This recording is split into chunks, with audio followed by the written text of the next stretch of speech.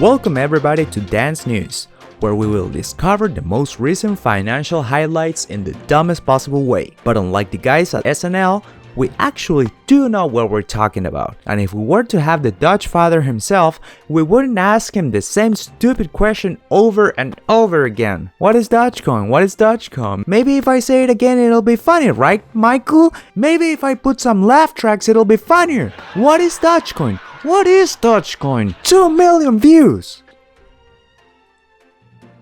No, I'm not bitter.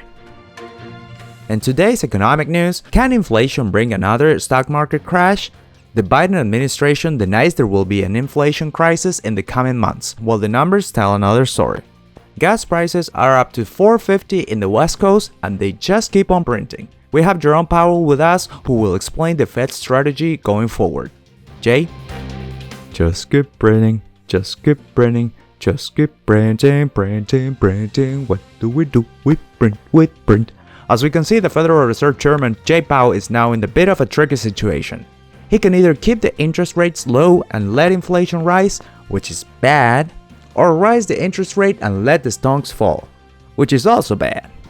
Personally, I believe they will keep the interest rates low and change the consumer price index just a bit to hide all this mess. Here in Dance News, we don't give financial advice, but there's only one thing I would like to say to all of you. Buy the dip.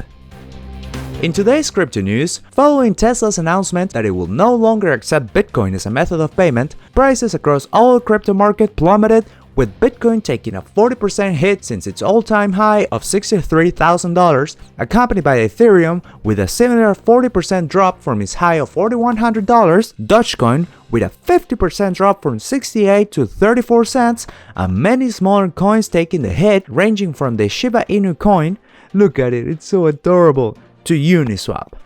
This can be attributed to everyone panic buying or selling depending on what Elon Musk feels like tweeting that damn morning. The last hit was when Elon tweeted Tesla will stop accepting Bitcoin as a method of payment because of its quote-unquote environmental impact. Ha! You should have said that on SNL, Elon. Moving on from market manipulation, another possible reason for the crypto market crash can be attributed to the ban that the Central Bank of China inflicted on crypto, saying that, quote-unquote, virtual currency is not real currency and should not and cannot be used as currency in the market.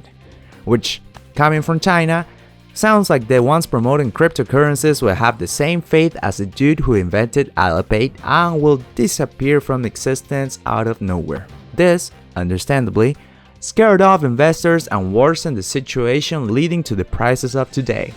But if you follow me since the start, you probably bought when it was 11k, so you're in the green, right? Right? In case you didn't know, make sure to subscribe and also make sure to market crash that like button right now. Finally, on our last news, the Russian ransomware group responsible for the Colonial pipeline hack reaped just over 90 million in Bitcoin ransom payments from 47 victims. 2 weeks ago, Colonial Pipeline, one of the largest pipeline networks in the East Coast, had its systems hacked by the Russian ransomware group known as Darkside. This caused gas shortages and pushed the gas price upwards, which will probably put more pressure on the inflation numbers that's non-existent according to some. This attack on Colonial is far from the first, as allegedly over 47 companies decided to pay the ransom to the hackers in the fear their systems could be seriously compromised.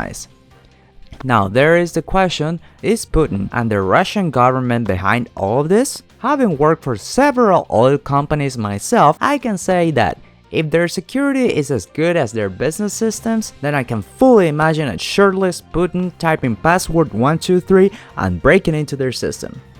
As a recent victim of ransomware who got in the ass a couple of weeks ago, I recommend all of you to enable all security features on all your accounts to avoid losing a bunch of money like I did. Don't just enable two-factor authentication, that shit is not enough, believe you me. And with all that, we finish today's news. Don't forget to subscribe to know the most recent events in the financial world. This is Dan, and bye bye for now.